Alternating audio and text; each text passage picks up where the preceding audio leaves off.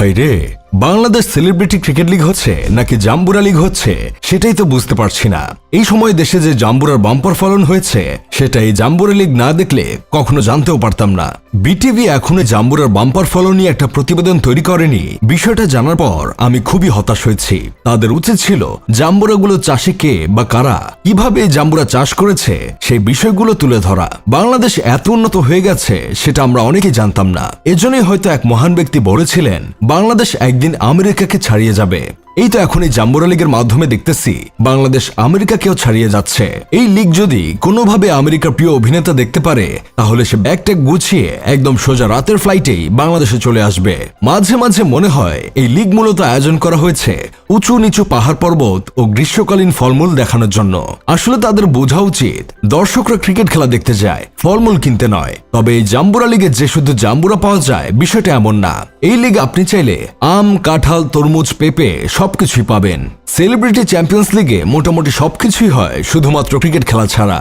এই ধরেন এখানে সবকিছু প্রদর্শন করা হয়, কে সবচেয়ে বেশি দেখাতে পারে এবং কার ব্যাটের হাতল ধরাটা বেশি সুন্দর, এই সবের প্রতিযোগিতাই মূলত এখানে চলে। তাই মানুষ এসব দেখে বলতেছে এরা আসলে ক্রিকেট খেলতে আসে নাই, বড় বড় ধনকুবেরদের দৃষ্টি আকর্ষণ করতে এসেছে। আবার কেউ কেউ বলতেছে এরা ক্রিকেট খেলার চেয়ে নোংরামি বেশি করছে। এই যে আপনারা এই নায়িকাকে দেখে অন্য কিছু মনে করতে পারেন, কিন্তু আমার অন্য কিছু মনে হয়নি। কারণ তার মন যে অনেকটা বড় তিনি সেটাই সবাইকে দেখাতে এসেছেন। এখন তার মন বড় এটাকে তিনি একটু স্বাধীনভাবে দেখাতেও পারবে না ভাই?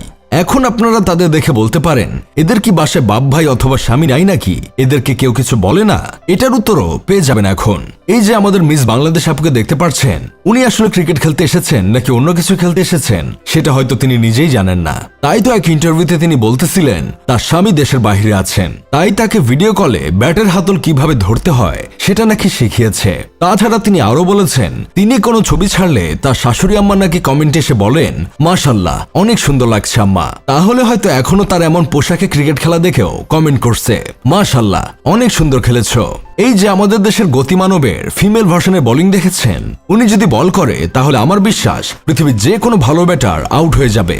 এখন আপনারা ওনার ড্রেস আপ নিয়ে কথা বলতে পারেন, কিন্তু লাভ নেই, কারণ তিনি ছোট কাপড় পরার জন্যই মূলত নিজেকে ফিট রাখেন। তবে আশা করি সামনের দিনগুলোতে তিনি আরো ফিট হবেন যেন আরো ছোট কিছু পড়তে পারে। ব্যাট বল হাতে এই অলরাউন্ডার ক্রিকেটারকে দেখে তো আমি ভেবেছিলাম কোনো হোটেল থেকে কোনো কর্মী পালিয়ে চলে এসেছে, কিন্তু না, আসলে তিনি জাম্বুরা লিগেরই একজন খেলোয়াড়। এইসব দেখে আমার বন্ধু কেরামত নিজের ফলোয়ার বাড়িয়ে সেলিব্রিটি হতে যাচ্ছে, কারণ সামনে সেলিব্রিটি চ্যাম্পিয়ন্স লিগে তার এদের সাথে খেলতেই হবে।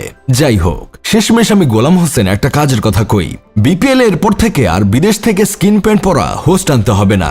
জাম্বুরা লিগ থেকে কয়েকটা ধরে নিয়ে গেলে কাজ হয়ে যাবে। সাংবাদিকরা তাদের দেখিয়েই পয়সা উসুল করে নিতে পারবে।